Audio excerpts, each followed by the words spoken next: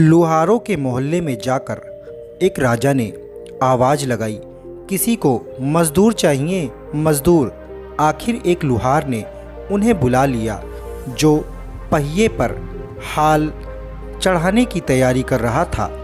उसने राजा से कहा, देखो तुम्हें पहले खलात धोकनी पड़ेगी और जब आग आ जाए तो उसके बाद घन पीटना होगा। आखिर इतनी मेहनत एक राजा एक गरीब के घर में क्यों करना चाहता था। दोस्तों, यह कहानी बेहद ज्ञानवर्धक है, तो जानकारी के लिए कृपया कहानी पर बने रहें और निवेदन करूंगा चैनल को अवश्य सब्सक्राइब करें। एक नगर में एक गरीब ब्राह्मण अपनी पत्नी के साथ रहता था। वो भिक्षा मांगकर अपना जीवन गुजारता और भगवान की पूजा में लगा रहता था।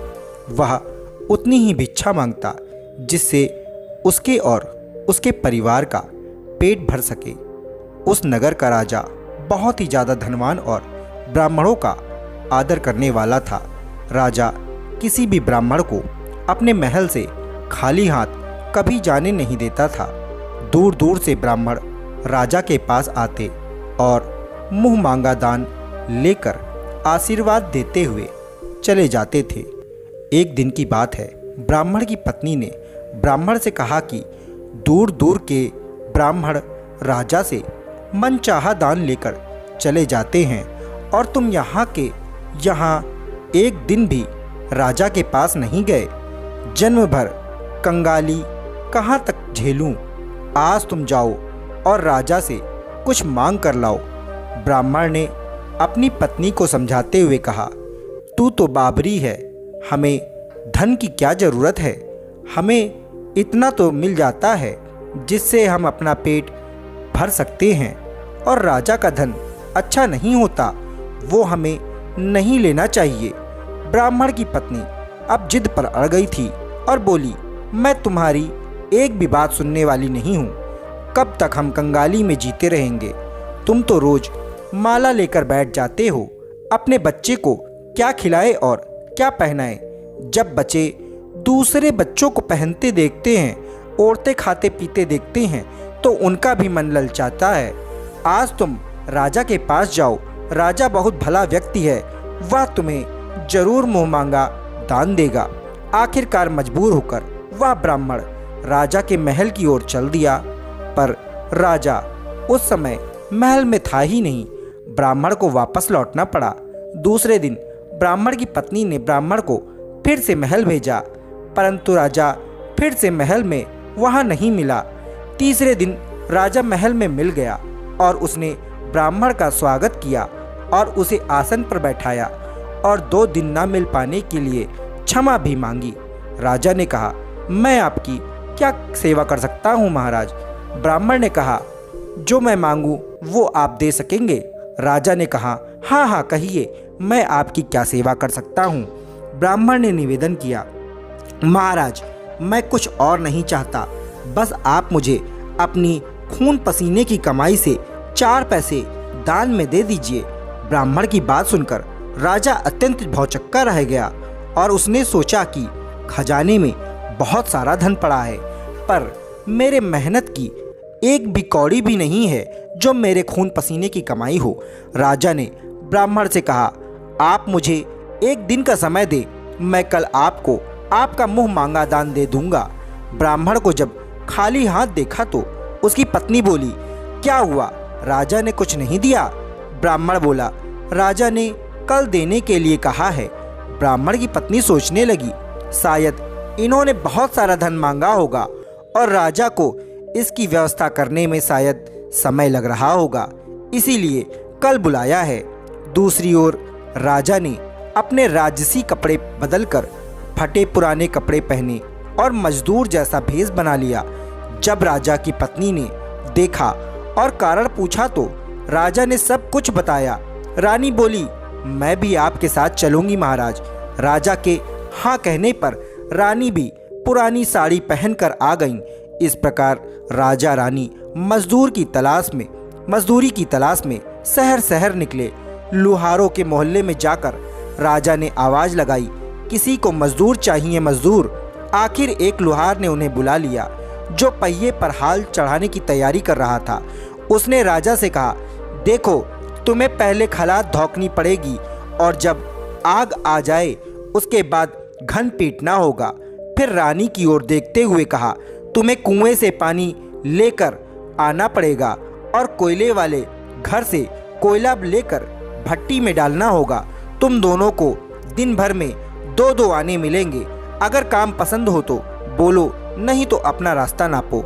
राजा रानी लोहार के बताए काम को करने लगे। राजा खलात धौंकने लगा, पर उससे काम ठीक से नहीं हो पा रहा था। लोहार नाराज होकर राजा को ठीक से काम करने के लिए कहता। राजा जैसे तैसे अपना काम करने लगा। रानी भी कुएं से पानी भरकर लाने लगी। रानी के हाथ में फफोले तक पड़ गए थे। किसी तरह बड़ी कठिनाइयों से उसने पानी का हौज भरा और उसके बाद रानी कोयला लाकर भट्टी में डालने लगी। कोयला भरने से रानी के गोरे हाथ और कपड़े काले हो गए। भट्टी में आग आने पर लोहार ने पात भट्टी में से निकालकर पहिए में जमाई और एक धन अपने हाथ में लेकर एक राजा के हाथ में देकर कहा, देखो, बारी बारी से धन इस पर पटकना है, हाथ इधर उधर ना होने पाए। राजा जोर जोर से धन पटकने लगा, लेकिन उसका निशाना ठीक नहीं बैठता था। कभी धन हाल पर गिरता तो कभी पहिए पर। मजदूरों का यह हाल देखकर लोहारिन बड़बड़ाती हुई आई और लोहार से कहने लगी, तुमने कहाँ से यह नौसिखिए मजदूर काम पर लगाए हैं? इनसे काम ही नहीं होता। यह सस्ते मजदूर तुम्हारा सारा काम बिगाड़ देंगे। राजा रानी उन दोनों की फटकार सुनते सुनते अपना काम मन लगाकर करते रहे। घन पटकते पटकते राजा का शरीर पसीने से तरबतर हो गया और जोर जोर से सांसें चलने लगी। रानी भी पानी भरते भरते और कोयला झोंकते झोंकते थक कर चूर हो गई। दोनों ने पूरे दिन बहुत मेहनत की। लोहार ने राजा रानी को 2-2 पैसे दिए, जिससे वो बड़ी बड़ी खुशी होकर लेकर महल में आ गए। आज उन्हें पता चला कि मेहनत की कमाई कैसी होती है। राजा ने 4 पैसे अलग रख दिए और अगले दिन ब्राह्मण को बुलाकर उसे दे दिया। ब्राह्मण राजा को आशीर्वाद देकर अपने घर लौटा और ब्राह्मणी से कहा, लो, मैं राजा के यहाँ से दक्षिणा ले आया हूँ। ब्राह्मणी खुश होकर दौड़ती हुई आई, पर जब उसने 4 पैसे देखे तो वे ठिठक कर रह गई और उन्हें दूर फेंक दिया। वो जल भुनकर ब्राह्मण से बोली, तुम जैसे दरिद्र से राजा के यहाँ जाकर भी कुछ ना मांगा गया, शर्म भी नहीं आती है। कहकर रूठकर वह वहाँ से चली गई और बहुत देर तक बड़बड़ाकर रह गई। ब्राह्मण ने उन 4 पैसों को उठाकर तुलसी घर के पास रख दिया और सोचा जब ब्राह्मणी शांत हो जाएगी तो जरूरत पड़ने पर उठा लेगी। परंतु कई दिनों तक पैसे वहीं रखे रह गए और फूल बेलपत्र ऊपर से गिरकर मिट्टी में दब गए। ब्राह्मण और ब्राह्मणी दोनों ही उन सिक्कों के बारे में धीमे धीमे भूल गए। कुछ दिनों बाद तुलसी घर में 4 पौधे उगे। चारों पौधे बहुत सुंदर थे। यह देख ब्राह्मणी रोज उनमें पानी डाल देती थी। 4 महीने बाद वो पौधे बड़े हो गए और उनमें फूल लगने लगे। फूल सूखने पर इनसे मोती झड़ने लगे। ब्राह्मण और ब्राह्मणी ने कभी मोती देखे नहीं थे। वो समझे कि कोई बीज है। हर रोज कई फूल झड़ते और बहुत मोती पूरे तुलसी घर में बिखर जाते। ब्राह्मणी उन मोतियों को समेट कर घर के एक कोने में डाल देती। इस तरह वहाँ मोतियों का ढेर लग गया।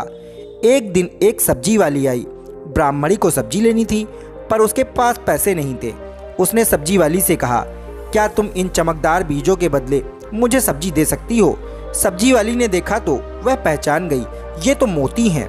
उसने खुशी खुशी ब्राह्मणी को उन मोतियों के बदले उनकी मनपसंद सब्जी दे दी। अब से हर रोज ऐसा ही होने लगा। ब्राह्मणी और सब्जी वाली दोनों ही खुश थे। सब्जी वाली यह सोचकर खुश थी कि मुझे 1 पैसे की तरकारी के बदले हजारों का माल मिलता है, और ब्राह्मणी यह सोचकर खुश थी कि इस बीजों के बदले सब्जी मिल जाती है। इस प्रकार कई महीने बीत गए। उधर राजमहल में कई राजहंस थे जो मोती चुगते थे। राजा का यह नियम था, जब तक राजहंस मोती चुग लेते थे उसके बाद ही राजा और उसका परिवार भोजन करता था। यह सदियों से उनका नियम था, उनके राजघराने का नियम था।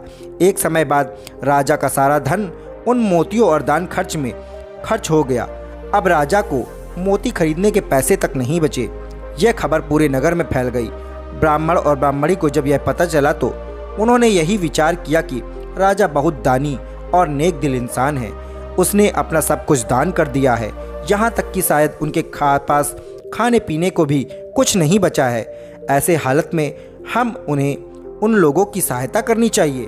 ब्राह्मण ने ब्राह्मणी से कहा, अगर तू कहे तो इसमें से कुछ बीज राजा को दे देता हूँ।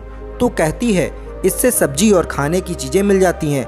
ब्राह्मणी ने कहा, हाँ, मैं रोज़ इसके बदले सौदा लिया करती हूँ। ऐसा कहकर ब्राह्मणी एक टोकरी बीज भर लाई। ब्राह्मण राजा के पास पहुँचा और उसे वो मोती दिए। राजा को सारी बात बताई। राजा उन मोतियों को देखकर चौंक गया। उसने मोती राजहंस को दिए।